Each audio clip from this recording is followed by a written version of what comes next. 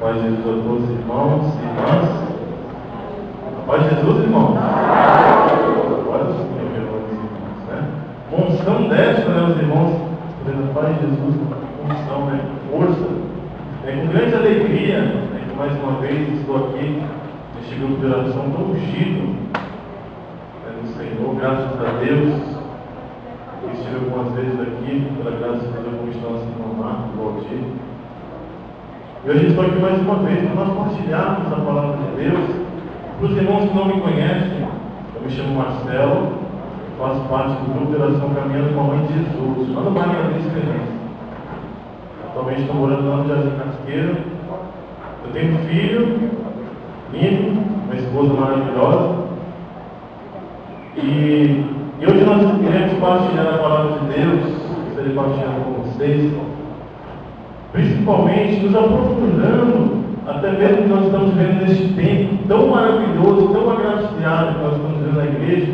Que tempo que nós estamos vivendo hoje, meus irmãos? Que tempo de bênção, que tempo de graça, que nós nos colocamos mais na presença de Deus e nos apaixonamos ainda mais por esse Deus tão maravilhoso que se entregou por nós. É ou não é, meus irmãos? Nós nos apaixonamos ainda mais. Aqueles que experimentam mais, aqueles que experimentam menos a quaresma, que jejuam, que no jejum fazem uma penitência, mas todos nós, de maneira geral, nós vivenciamos a quaresma. Glória a Deus, nós somos católicos, vivenciamos a quaresma. E hoje eu vou estar falando para vocês, não sei se já tiveram a oportunidade de ouvir sobre isso, aproveitando esse momento de quaresma, sobre os últimos momentos de Jesus na cruz. Vou falar especificamente sobre as últimas frases ditas por Jesus na cruz a nós. Meus irmãos, até nos últimos instantes de Jesus na cruz, nos últimos suspiros de Jesus pregou para nós. Jesus pronunciou palavras de bênçãos, de amor para cada um de nós, até o último suspiro do Senhor. Cada momento, Jesus aproveitava para pregar para nós, para nos ensinar, para falar, para nos curar. Tamanho é o amor de Deus por cada um de nós. E antes de nós partilharmos sobre isso, eu queria que você pegasse comigo a palavra do Senhor no livro de Efésios, capítulo 2.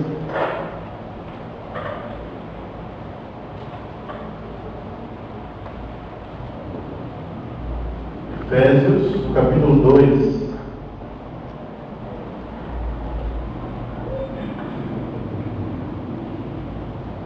Nós vamos ler do versículo 1 ao versículo 5. Para nós entendermos o motivo, a motivação, ou do que o Senhor nos livrou quando o Senhor morreu por nós naquela cruz. Efésios, capítulo 2, versículos do 1 ao 5. Amém? Vamos ler todos juntos. Versículo 1. E vós, outros, estáveis mortos por vossas faltas, pelos pecados, que cometestes outrora, seguindo o modo de viver deste mundo, do príncipe das potestades do ar, do espírito que agora atua nos rebeldes. Também nós, todos, éramos deste número, quando outrora vivíamos nos desejos carnais, fazendo a vontade da carne e da concupiscência. Éramos como os outros, por natureza, verdadeiros objetos da ira divina. Mas Deus, que é rico em misericórdia, impulsionado pelo grande amor com que nos amou, quando estávamos mortos, em consequência de nossos pecados, deu-nos a vida juntamente com Cristo. É por graça que foste salvo. Esta é para nós a palavra do Senhor. Meus irmãos, aqui, de maneira sucinta, nós entendemos, Paulo vai explicar para a comunidade de Efésios, o motivo pelo qual o Senhor Jesus sofreu tudo aquilo por nós. E aí nós vamos entender o amor tão grande que Deus tem pelos seus filhos, que tem por cada um de nós. Porque nós estávamos o quê? Como vai dizer a palavra do Senhor? E vós estáveis mortos. Meus irmãos, a condenação já era certa para nós. Nós estávamos mortos pelos nossos pecados, por consequência dos nossos pecados, porque o salário do pecado é a morte. O pecado nos leva à morte.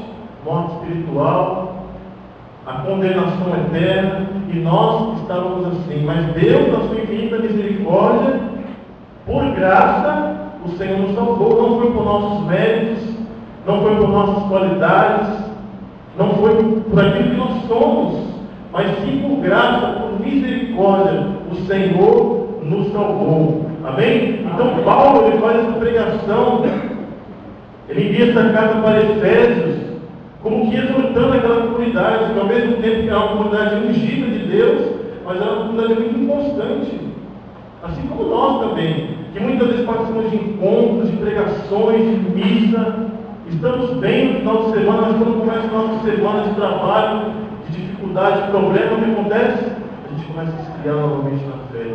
A gente torna a nossa fé muitas vezes uma fé inconstante, e assim era também a comunidade de Efésios.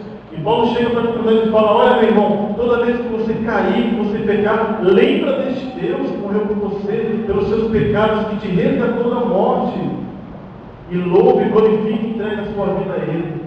Então essa é a verdadeira motivação pela qual o Senhor passou por amor a nós naquela cruz, para nos arrancar da morte, da condenação que já era certa para cada um de nós.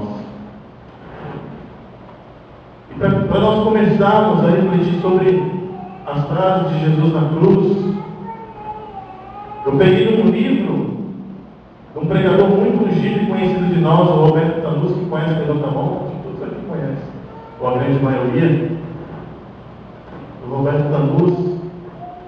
E ele começa, antes de falar das frases, dos últimos momentos de Jesus, que se entregou por amor a nós na cruz, ele começa a falar do grande poder que nos foi concedido quando Jesus morreu na cruz.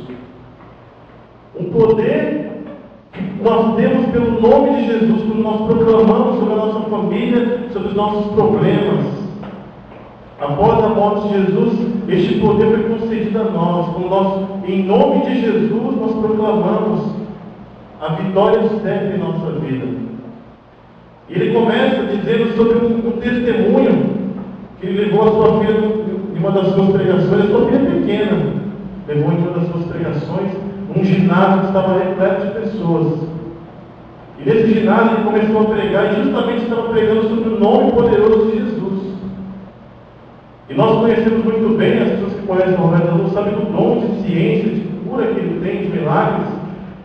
E no momento da pregação, o Senhor tocava muito forte no coração dele que havia uma jovem, ou uma pessoa naquele ginásio, que estava sendo curada da cegueira. Então ele, em obediência ao Senhor, ele proclamou aquela cura. No meio de nós, levante as mãos, glorifique ao Senhor, porque é uma pessoa aqui no meio que está sendo curada da cegueira. Então ele olha para aquele ginásio, olha para um lado, para o outro, ninguém levanta a mão. E mais uma vez ele proclama e diz: não, para a honra e glória do Senhor, levante a mão, você que está sendo curado da cegueira. E lá no fundo do ginásio, uma menininha pequena levanta as mãos para o alto. E do seu lado, a sua mãe estava chorando, porque a sua filha, desde o nascimento, no momento que ela começou a contar o testemunho, ela nasceu com uma catarata muito forte, e enxergava apenas 10% a sua filha. E naquela noite ela foi curada pelo poder do nome de Jesus.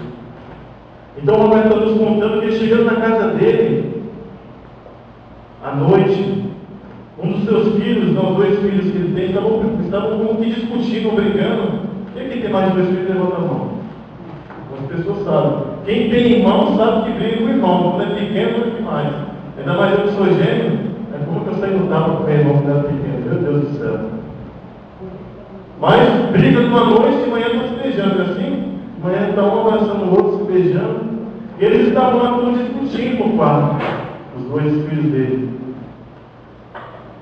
E no meio da brincadeira deles, eles estavam louvando o nome do Senhor em vão no meio da brincadeira dele. E aquela menina, filha dele, que estava no outro quarto, estava ouvindo a briga dos irmãos dela, colocando o nome do Senhor em vão, e ela que tinha ouvido a pregação do seu pai falando no nome de Jesus, e ela foi lá diante dos irmãos dela e falou para eles: não brinquem com o nome de Jesus.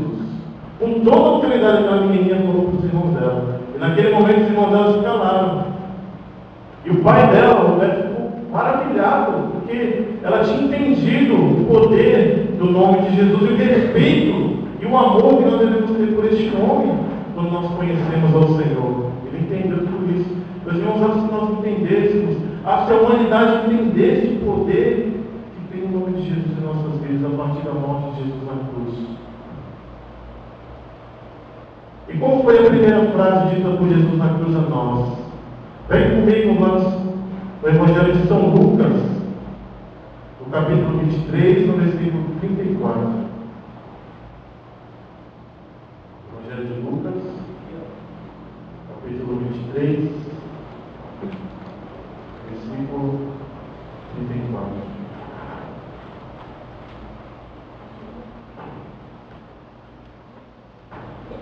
Página 1381.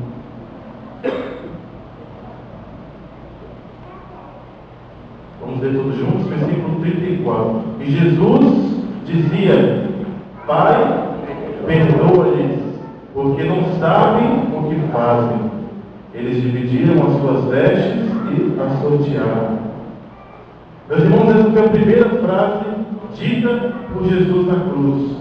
E todas as frases que o Senhor falava na cruz eram ditas em meio a muita dor, porque Jesus estava sentindo muita dor. Ele se fez humano por cada um de nós na cruz. E Jesus, por que eu digo que ele dizia em meio a muita dor? Porque o Senhor, para pronunciar cada frase, cada palavra, Jesus ele tinha que pegar fôlego. Alguém já experimentou ficar pendurado pelos braços? Meia hora, 20 minutos? Alguém já experimentou isso?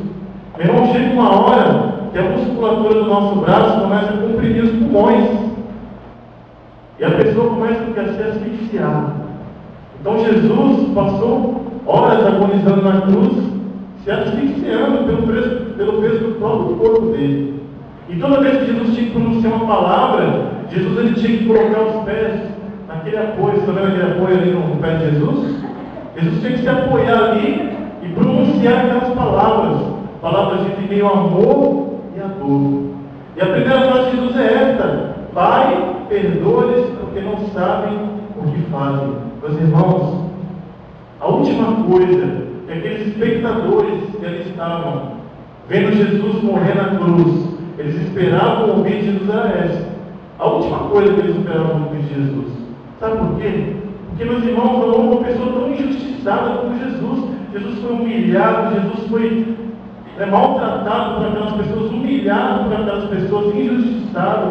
E mesmo assim, a primeira frase que Jesus diz na cruz é: Pai, perdoa-lhes, porque não sabem o que fazem. Como aquelas pessoas se sentiram naquele momento? Eu acho que poderia ter pessoas com o coração gelado, mas eu creio que muitas pessoas foram tocadas por aquela frase de Jesus.